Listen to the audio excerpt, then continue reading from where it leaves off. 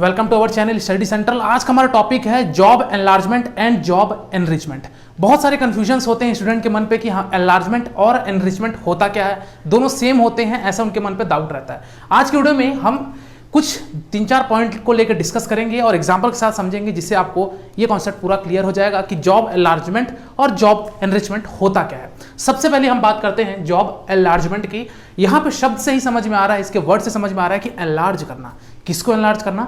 Job को enlarge करना। एक उदाहरण के साथ मैं बताता हूँ। सपोज मान लीजिए मैं किसी इंडस्ट्रीज में या फिर किसी भी कंपनी में मैं एक वर्कर हूँ, एक एम्प्लॉय हूँ, जो कि मैं काम करता हूँ। कोई भी जॉब को परफॉर्म करने के लिए मैं 1 साल से उसको काम किए पड़ा हूँ, मैं बहुत ज़्यादा बोर हो चुका हूँ। अब उस जॉब में मुझे कुछ क्रिएटिविटी लाने की इच्छा हो रही है, या फिर इस जॉब में कुछ मॉडिफिकेशन हो जिससे मुझे काम करने के लिए और मोटिवेट हूँ और साथ ही साथ मैं उस जॉब को और अच्छे से बेटर परफॉर्म कर पाऊँ, ये मेरा इच्छा थी।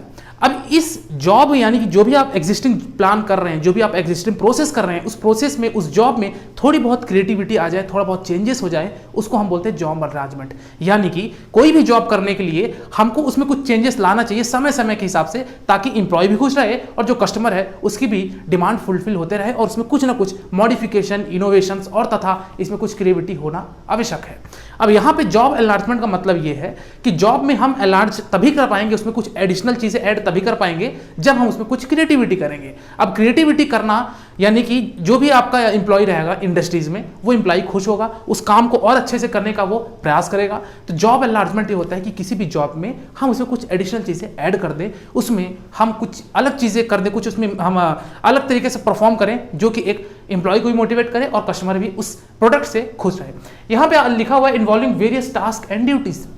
जो भी आपकी जॉब रहती है उसमें कुछ अलग से टास्क मिला दिया जाए, कुछ अलग ड्यूटीज मिला दिया जाए, तो ये सारी चीज़ों को अगर इन्वॉल्व कर दे, that's called a job enlargement. यानी कि जॉब एनलार्ज हो रहा है, जॉब आपका विस्तार ले रहा है, that's called a job enlargement, जिसमें हम अलग अलग तरीके का टास्क, अलग अलग तरीके की हम उस पर ड्यूटीज ऐड कर दें। वो जो भी जॉब कर रहे हैं थोड़ा सा काम और बढ़ जाएगा, लेकिन काम करने में मजा आएगा। ये आपका कहलाता है जॉब एनलार्जमेंट। इसी तरीके से अगर मैं बात करूं सेकंड पॉइंट की, वो लिखा है एक्सपांड इन हॉरिजॉन्टल डायरेक्शन। अब इस टर्म को समझने से पहले हमको आना पड़ेगा जॉब एनरिचमेंट में।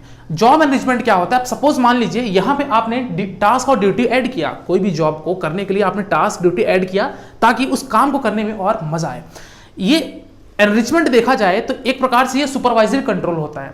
अल्टीमेटली जॉब एनरिचमेंट मतलब मैं एक एम्प्लॉय था, अब मुझे उस जॉब को ऐसा बनाना है कि इसका पॉजिटिव रिजल्ट आए, इसमें किसी भी तरीके की कोई प्रॉब्लम ना हो, और साथ ही साथ ये जो मेरा रिलायबल प्रोडक्ट है ये बहुत ज्यादा नाम करे, कंपनी का भी नाम होगा, साथ ही साथ जॉब का और खुद के एम्प्लॉय का भी नाम होगा। यानी कि एनरिचमेंट एक बड़ी रिस्पॉन्सिबिलिटी बन जाती है rather than job enlargement. Job enlargement में हम जॉब में कुछ मॉडिफिकेशन कर रहे थे, कुछ क्रिएटिविटी डाल रहे थे, कुछ ड्यूटी टास्क डाल दे रहे थे, लेकिन एनरिचमेंट के केस में क्या हो जाता है कि हम इस नजरिए से सोचते हैं कि जो भी हम जॉब कर रहे हैं परफॉर्म, या जो भी प्रोसेस कर रहे हैं, तो उस प्रोसेस को हम ऐसा लेके चलें कि इसका जो फाइनल रिजल्ट आएगा वो पॉजिटिव मैनर पर होना चाहिए।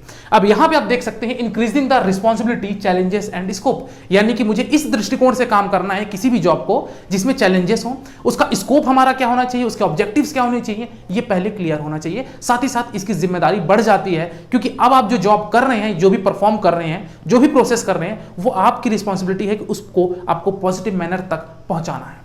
चलिए अब आते हैं सेकंड पॉइंट पे, एक्सपांड इन हॉरिजॉन्टल डायरेक्शन। कहने का मतलब ये है कि जो भी आप काम कर रहे थे उस काम में आप कुछ ड्यूटीज, कुछ एडिशनल चीजें आपने डाल दिया, लेकिन आपने काम में परिवर्तन नहीं किया, इसीलिए एक हॉरिजॉन्टल पे बढ़ता है। यानी कि जॉब जो भी आपका है जॉब एनलार्जमेंट में, वो हम हॉरिजॉन्टल एक्सपांड होता है, लेकिन in the case of vertical इसमें आपकी रिस्पॉन्सिबिलिटी बढ़ रही है, चैलेंजेस बढ़ रहे हैं, इसका स्कोप भी आपका इंक्रीज हो रहा है, तो ये क्या होता है, एक वर्टिकल मैनर पे इंक्रीज होता है, यानी कि एक्सपांड इन वर्टिकल डायरेक्शन।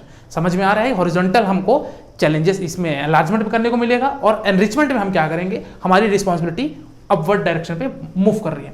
तीसरा पॉइंट आता है no requirement of additional skill. क्योंकि कोई भी आप काम कर रहे हैं, थोड़ी बहुत उसमें अगर चेंजेस डाल दिया जाए तो ज्यादा स्किल की आपको आवश्यकता नहीं पड़ेगी, लेकिन in case of enrichment required high skill to perform jobs. किसी भी जॉब को करने के लिए हमको स्किल की आवश्यकता पड़ेगी, तभी तो आप उस जॉब का रिस्पॉन्सिबिलिटी, ड्यूटीज, ये सारी चीजों को संभाल पाएंगे, इसलिए इसमें स्किल की आवश्यकता जरूरी होती है। More supervisory control, less supervisory control. अब यहां पे सुपरवाइजरी कंट्रोल इसलिए कम हो जाता है क्योंकि एनरिचमेंट में मैंने बताया कि जो जॉब आपको करना है उसके मालिक आप खुद हैं। अल्टीमेटली उसकी निगरानी आपको खुद करनी है, इसलिए इसमें सुपरवाइजरी कंट्रोल कम रहता है। इसी तरीके से इसमें अगर बोला जाए तो मोर सुपरवाइजरी कंट्रोल, क्योंकि इसमें आप क्या कर रहे हैं, सिर्फ टास्क आपको दे दिया गया है, ऐड कर दिया है कि जो कि आप कंट्रोल कर रहे हैं, तो आपकी सुपरवाइजरी कंट्रोल उसमें थोड़ी सी ज्यादा होती है जॉब एनलार्जमेंट में। लास्ट आता है रिजल्ट में भी पॉजिटिव और नेगेटिव। रिजल्ट कुछ भी हो सकता है, जॉब एनलार्जमेंट में हो सकता है आपका पॉजिटिव रिजल्ट हो या फिर नेगेटिव रिजल्ट हो, ये कोई प्रिडिक्ट नहीं कर सकते। लेकिन इन केस ऑफ एनरिचमेंट आपकी ज्यादा पॉसिबिलिटीज होती है कि आपका रिजल्ट पॉजिटिव आएगा, क्योंकि आप शुरू से ही जो इसकी रिस्पॉन्सिबिलिटी और चैलेंजेस हैं इसका आप अच्छा खासा लिहाजा रख रहे हैं। तो ये था job enlargement and job enrichment. I hope आपको वीडियो क्लियर हो गया होगा। कमेंट सेक्शन में जरूर बताइएगा वीडियो कैसा लगा। वीडियो को लाइक, चैनल को सब्सक्राइब करिएगा। तब तक के लिए शुक्रिया। जय हिंद, बाय बाय।